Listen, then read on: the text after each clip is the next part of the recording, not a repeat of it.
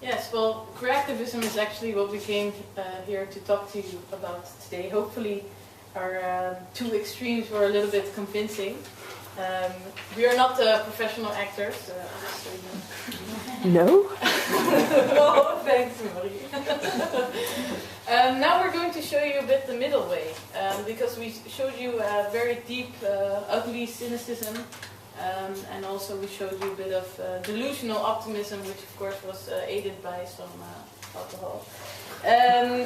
So we're going to talk to you about CreActivism. So you might be asking yourself, what is this? And I'm really curious to know as well what triggered you to come tonight, and what associations you had already in your mind. But there's this guy, this theorist called Pascal Ghielen, and he's a sociologist, I believe, and he wrote a book called Creativity and Other Fundamentalisms.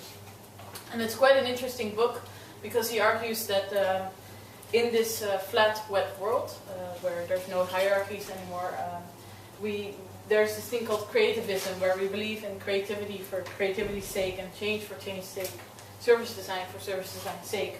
Well, CreActivism looks more nuanced and equanimously balanced at what kind of creativity we need to look at society's issues, how to deal with them.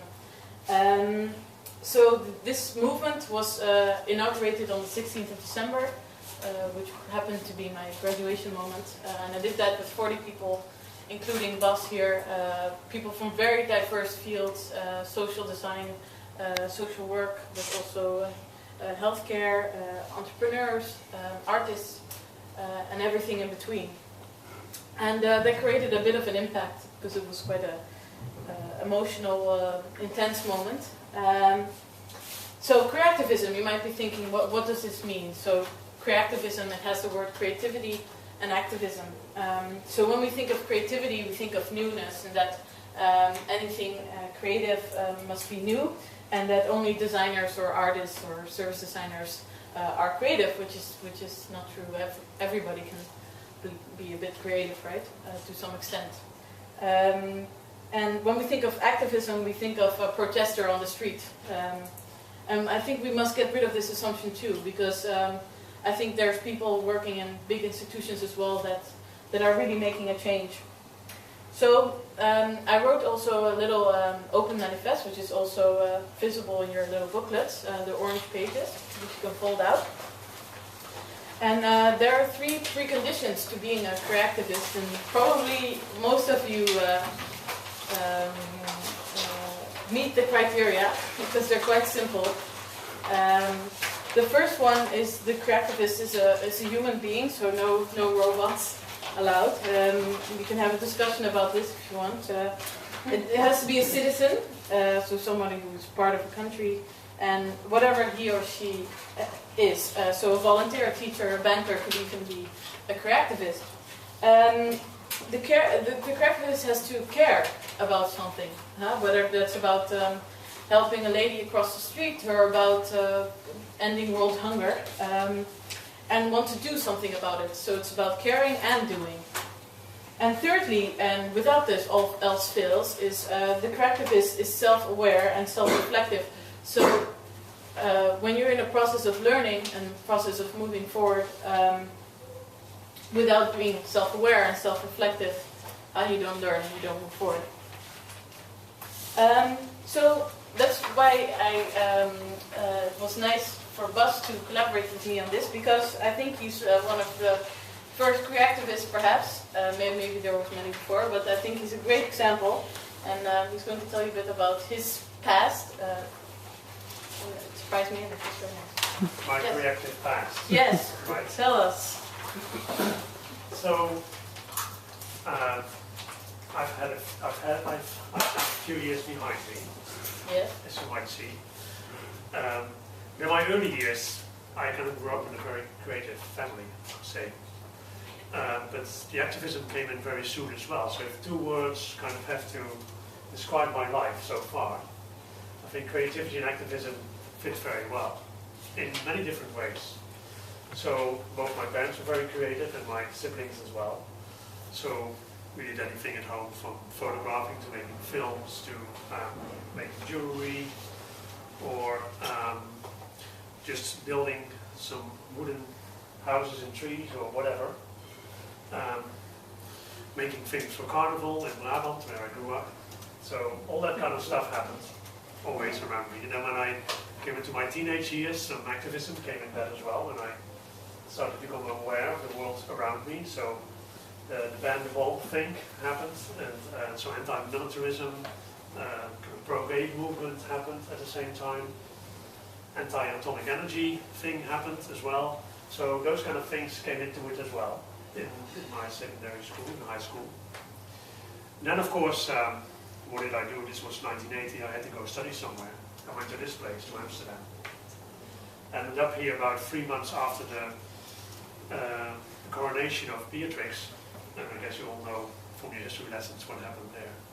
So the biggest riot in the history of the city perhaps happened there. So this kind of world I entered into, it was in Amsterdam very different from today. It's about 35 years ago already, I think, 1980, is it? Yeah, it is. So in that kind of activist world, I very soon ended up in the squatters movement.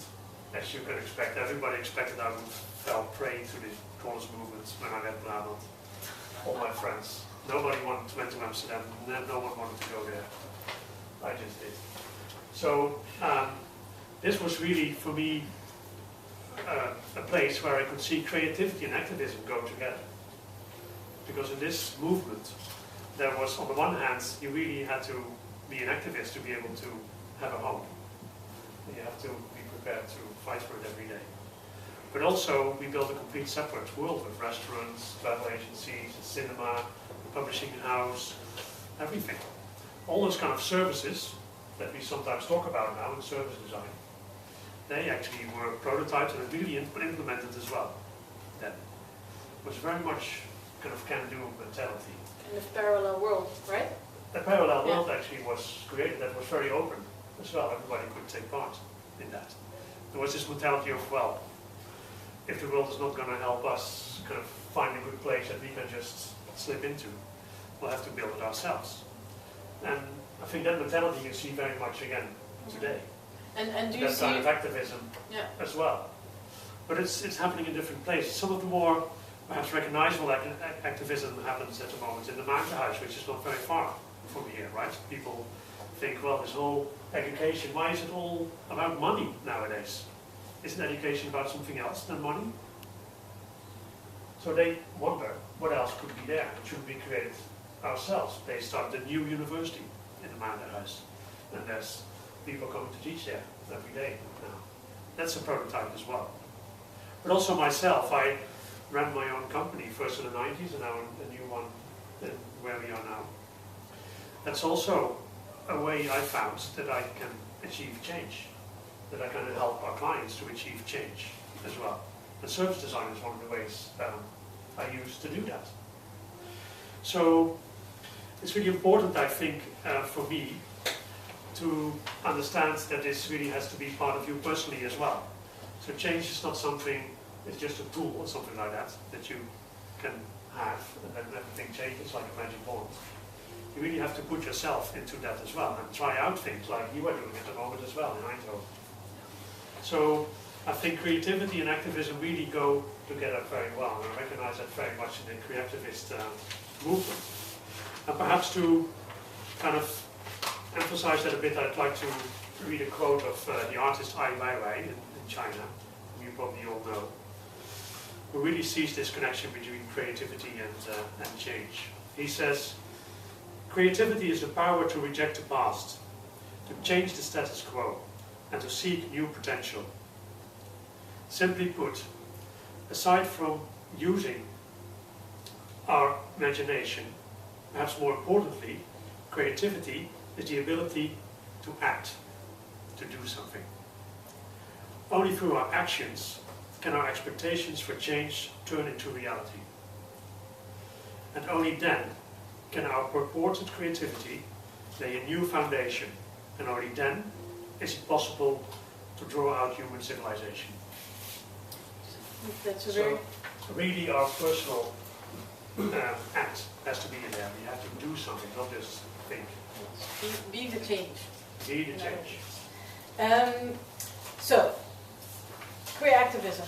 Now again back to CreActivism. I think Bas illustrated a very nice example of a sort of process he went through, kind of finding a wisdom in how to make a change. Of course, the image of an activist in a way has changed a little bit from the person on the street shouting kind of simplistic statements, but now it becomes a bit more nuanced what you do. It's a process. CreActivism is a process. It might be another ism indeed, but it's a process and that evolves. So that's why I wrote an open manifest that is open for change and interpretation. I wrote it myself, but I will also put it online to have feedback and feed into it as well. So CreActivism is actually a striving and not an end goal, and I've created a kind of a few guidelines that you can strive for and that can help you stay on the right track. So first of all, the CreActivist is not afraid of failure, not afraid to make mistakes. The CreActivist is, and I'm going to read a few out, and there's many more, but we'll keep it short so that we can get on to the next part. The CreActivist is strong in being weak and weak in being strong, and dares to doubt even this entire manifest. The CreActivist is an irrational pragmatist, a balance between whatever works and whatever doesn't work. The CreActivist questions the norm and does not believe in one solution, but also confirms the norm if it works. So it's a balance between innovation and conservatism. The CreActivist is two-faced, knows how to speak to whom. The CreActivist can mingle with the business people as well as the people on the dole. Yet the CreActivist is honest and transparent, but knows when to hide. So a balance between privacy and transparency. So the CreActivist sees value in everything, even in the weakest of projects or activities. And the CreActivist fundamentally is a doer who learns from experience and doesn't merely theorize in books. The CreActivist is a problem solver, but at the same time a conflict creator. So you can see that in the beginning of this workout, perhaps we caused a bit of confusion, but we created some conflict. Perhaps you felt some aversion to what we were saying because it was almost so dark, if we were convincing, that is. The CreActivist aims for self-sustainability in an economical and social way. That's a very important one. The CreActivist aims for economical and social, environmental sustainability in all our projects.